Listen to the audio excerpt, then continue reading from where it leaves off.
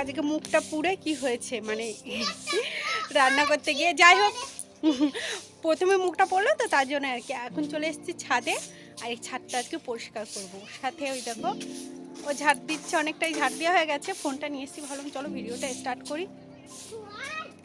আজকে না ছাদ থেকেই ভিডিওটা শুরু করলাম। কি বলো তো, কালকে ভিডিও শ্যুট করিনি, আর কদিন ধরে আমি ভাবছি আদৌ কি আমি ভিডিও আর দেবো না, এটাই আমি কনফিউজ হয়ে যাচ্ছি। যদি কেউ হেল্প করতে পারো একটু বলো তো, মানে আমি কি এই চ্যানেলে ভিডিও দেব নাকি নতুন একটা চ্যানেল খুলবো।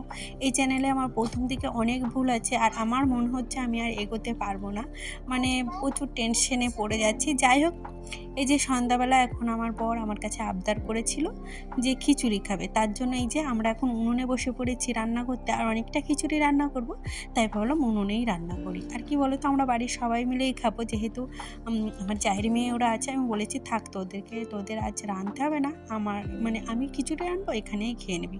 তার জন্য সবাই মিলে বসেছি, আর এই শীতের মধ্যে কিন্তু বেশ ভালোই লাগছিল। কি বলো তো, এই পিকনিক একটা ব্যাপার আসছিল। আর ওইদিকে আমার বর চাল দিয়ে দিচ্ছিল, আর আমি এদিকে সব গুছিয়ে দিই। আমার না এখন গোবিন্দভোগ চাল দিয়ে ছাড়া খিচুড়ি একদম খেতে ইচ্ছা করে না।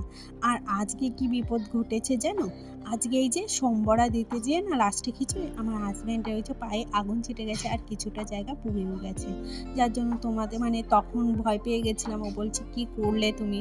যাই হোক, তেল ছিটে গেছে, তারপরে এই যে রান্নাবাড়া হয়ে গেছে, মাঝে একটু ভিডিও করিনি যেহেতু দেখছিলাম কোথায় কি লেগেছে। আর আজকে সকালবেলা আমার মুখেই মানে মাছ ছিটে গিয়ে না অনেক জায়গায় ছিটে গেছে, আর কি জানি না কিভাবে হলো দুজনারই আজকে। যাই হোক, এই যে ওর বন্ধু এসেছিল, সবাই মিলে আমরা খেতে বসে পড়েছি, আর আমার জায়ের একটা মেয়ে এসছে আর একজন আসেনি। আর আমার যা তো বলেছি ওই ঘরে নিয়ে যেয়ে খাবে। এটা হলো পরের দিন সকালবেলা আমি যখন উঠেছি দেখছি দিদি উঠোন ঝাড় দিচ্ছে। আর দিদি না মানে উঠোনটা ঝাড় দেয়। আমি সকালবেলা উঠি একটু মানে উঠি, বাট ওই উঠোন ঝাড় দিতে গেলে, উঠোনটা যেহেতু অনেকটা বড়, উঠোনটা ঝাড় দিতে গেলে আর অন্য কাজ হয় না।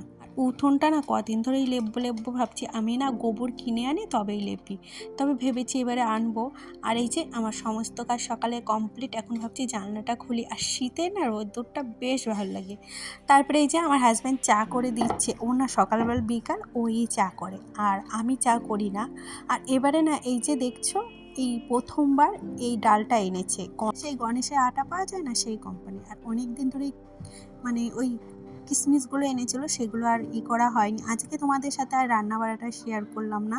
আর আমি যাব আনিশাকে আনতে, তার জন্য একটু তাড়াতাড়ি করছিলাম। আর অফ ক্যামেরায় যেহেতু রান্না করেছি তাই একটু তাড়াতাড়ি হয়ে গেছে। আর কি বলো তো, ওকে ওই 10টার দিকে যাই আনতে, তার আগে মানে 10টা 15 যাই, তার আগে ভাবি যতটা কাজ এগিয়ে রাখতে পারে। আস্তে আস্তে তো সেই 11টা বেজে যায়। তারপরে আসার পর সেই মানে ওকে খাওয়ানো, চান করানো, তারপরে ওকে হোমওয়ার্ক করানো, ওগুলো করাতে আমার 1টা 1:30টা বেজে যায়। তারপরে যে অন্য কাজ করব সেটা আর হয় না। এই যে টোটোওয়ালা শাক নিচ্ছিল, আমি সেটাই তোমাদের সাথে ভিডিও করলাম। তারপরে বাড়ি চলে এসেছি। আর আজকে না ওই আমার বর কোনো মতো বিছানাটা গুছায়, মানে প্রতিদিন, তারপরে আমি আবার গুছিয়ে রাখি আর কি। বিছানা যদি সুন্দর করে না গুছানো হয় না ভালো লাগে না। তারপরে এই যে একটা দাদা এসেছিলো, আর এই দাদাটার কাছ থেকে আমি প্রতি সপ্তাহে না পারি 2-3 সপ্তাহ অন্তর কিছু না কিছু আমি রাখি। কি বলতো, এই দাদাটার কাছ থেকে রাখলে কি হয়, আমি একবারে আর পয়সা দিই না, ওই মানে প্রতি সপ্তাহে আসে, কিছু কিছু করে দিই, শোধ করে আবার নিই, এটাই আমাদের অনেকটা হেল্প হয়। স্নান টান করে এসেছি, এসে আনিশাকে এখন বই পড়াতে বসেছি। আর আজকে দেখো মাথায় তেল নিয়েছি, মাথাটা ভিজিয়েছি। যাই হোক, ভিডিওটা যদি কোথাও একটু ভালো লেগে থাকে তাহলে প্লিজ একটা লাইক, কমেন্ট আর শেয়ার করো। আর আমি যেই সমস্যাটাই ভুগছি প্লিজ সবাই একটু কমেন্ট করে জানিও, যারা মানে এই ইউটিউব সম্পর্কে বেশি জানো।